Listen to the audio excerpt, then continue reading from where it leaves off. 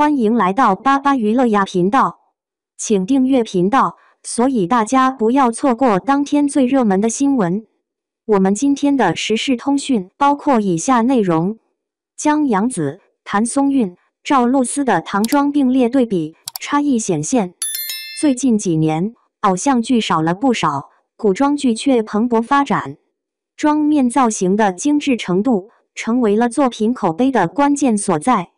把今年火得不行的5部唐朝背景的古装剧放在一起一比，差距立马就显现出来了。同样是唐装，没想到就杨紫能火出圈。蜀锦人家谭松韵，咱们先聊聊蜀锦人家中谭松韵的唐装造型吧。那可是相当抢眼的，妆容精致得很，脸上就像是画了一幅美丽的画儿，红唇映衬着白皙的皮肤。简直是仙女下凡吗？她的发型也是别致，搭配上那些华丽的衣裳，整个人看起来特别有古典美，流露出一股优雅的气质，真的让人不禁想直呼，这小姑娘真是太好看了。你说，这种风格，古典与现代结合的这么完美，简直是让人过目不忘。谭松韵这小姑娘的长相，给人的感觉一直就是那种清新脱俗，像邻家女孩一样，真是让人倍感亲切。她的气质既自然又优雅，走到哪儿都让人觉得特舒服。这样的形象，谁不爱呢？所以，她在这部剧里扮演的唐装，风格就是那种清新自然的感觉，特别贴合她的气质。于是，化妆老师给她画的妆容就显得比较清淡、简单，却很有韵味。虽然能更好地展现演员的美丽，然而也带来了一些问题。很浓的影楼风格，在晚唐那会儿，蜀锦可真是权贵和富商们都争相追捧的时尚啦。寸锦寸金，甚至兵营里都能用锦来代替军饷呢。谭松韵演的那角色可真是个织锦大家伙，寻个景还真是不容易呢。那个时候经济可真是火热，无论是平民姑娘还是贵妇人，穿的都特别讲究，装扮的也都是光鲜亮丽，真是常见的很。所以说，谭松韵的唐装不仅跟她的身份不太搭，也有点不符合那个时代的背景。回到院子里再洗脸，金盆里泼上了红泥。那会儿，一个小宫女洗完脸，水盆里都能泛起一层厚厚的红泥浆。虽说有点夸张，但印象中唐代的妆容特点就是对红妆的热爱，他们往脸颊两侧抹上胭脂，真是个漂亮的妆容。如果涂得重了，那就是九韵妆了；要是涂得轻了，那就成了桃花妆了。剧里谭松韵的唐装可算是个现代化改良版呢，眼妆微晕染一下，特意强调了她那双灵动的大眼睛，真是绝了。唇妆多数选的是淡粉色，这样一来，整个人显得越发甜美可爱了呢。好看是好看，不过这种娃娃风格的审美，还真跟唐代那会儿的繁荣气象不太搭呀。那个年代的女人们个个都自信满满，漂亮得很，气质也特别大方。最具代表性的腮红完全没露面，花钿和高发髻时不时会出现在场。关于黛眉和叠唇，那真是没见过了。珠帘玉幕赵露思真的是一部不错的作品，故事里融入了不少精彩的情节，人物塑造的也挺生动的，让人看得过瘾。不光是剧情的发展，赵露思的演技也是相当在线，让整个剧集更加生动有趣，确实值得一看哟。接下来说的就是珠帘玉幕里的赵露思，这小姑娘在剧中的表现可真不错哟。她把角色演绎的活灵活现，简直让人印象深刻。剧情跌宕起伏，每一集都让人想追下去，真是看得让人心潮澎湃。不光如此，赵露思的造型也很美，让人过目不忘。整部剧真是一场视觉和情感的盛宴。她那唐装造型可真是美得让人不忍挪开眼睛呀。头上的发饰配上妆容，简直是一幅画，恨不得一直盯着看。那古典的韵味，真是让人陶醉，搞得我这心里也跟着飘了起来。整体的风格真是端庄又温柔，清新自然，别有一番风味。唇妆是淡淡的粉色，衬托出她的柔和与温暖，真让人忍不住觉得心疼。她的发型设计也是花了不少心思，简约大方的发髻加上那些精致的发饰，真的是绝了。这让赵露思在剧里走动的时候，发饰晃晃悠悠的，更是给她增添了几分灵动的气息。她一站在那儿，简直就像是从影楼里走出来的仙女一样。是啊，影楼风格真是哪里都逃不掉嘛。跟谭松韵的妆容差不多，这部剧的化妆师也是在学唐装，不过就学了一半，整套的东西不全，仅仅抄了一点简单的发髻造型和花钿，剩下的眉毛、腮红和唇妆还是维持着现代的那种风格。而最让人吐槽的就是她总是显得一尘不染，不管是当采珠的奴隶，还是在别人的屋檐下过的窝里横，化妆师根本不管周围的环境，目的就是要把她的美丽给凸显出来。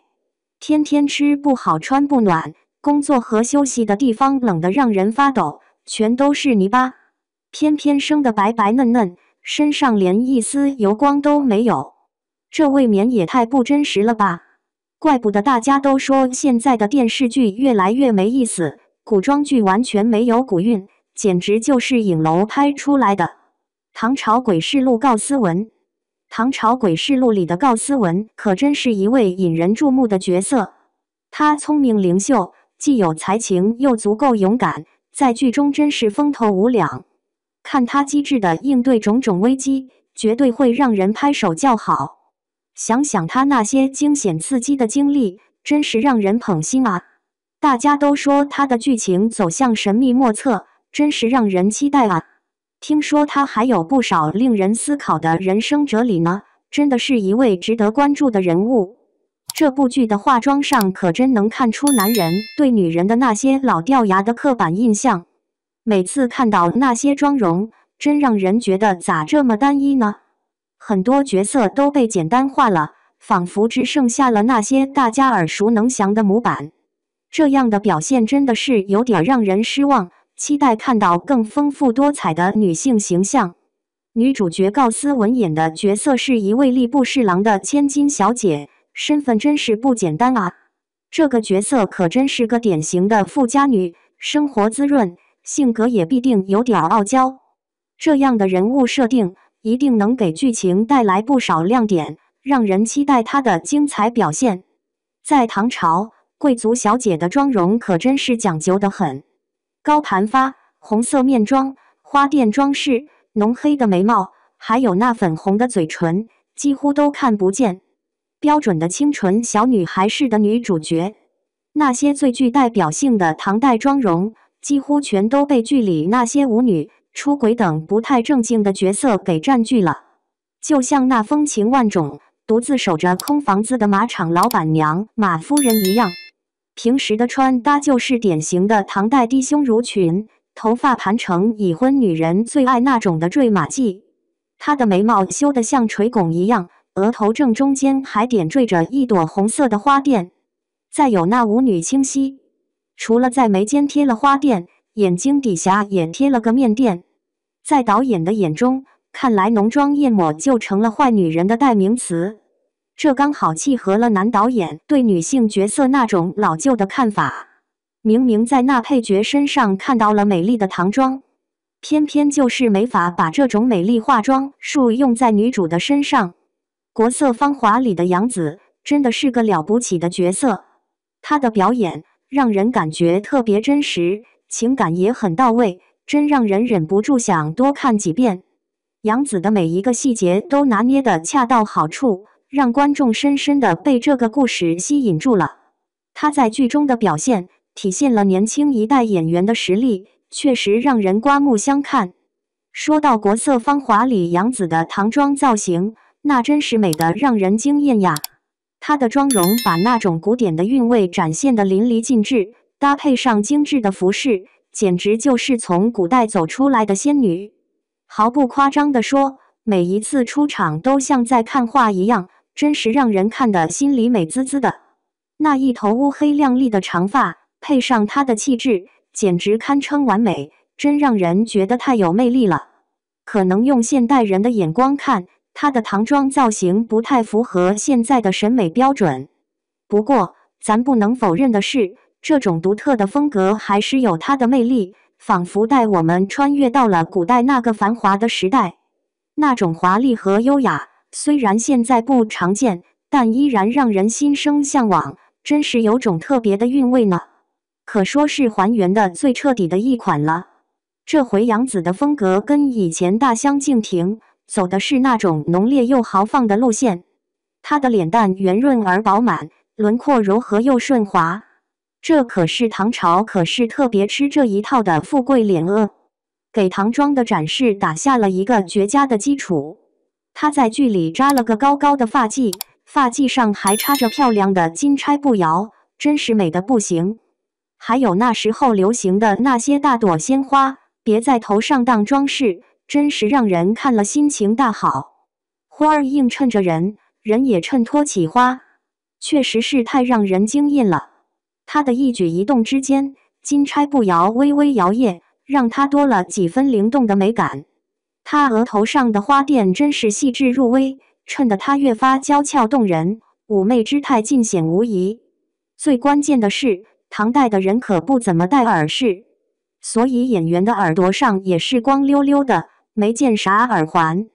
在妆容方面，她也选用了唐朝当时特别流行的桃花妆和九韵妆，以粉红、橘红这些暖色调为主，营造出一种迷离又醉人的美感。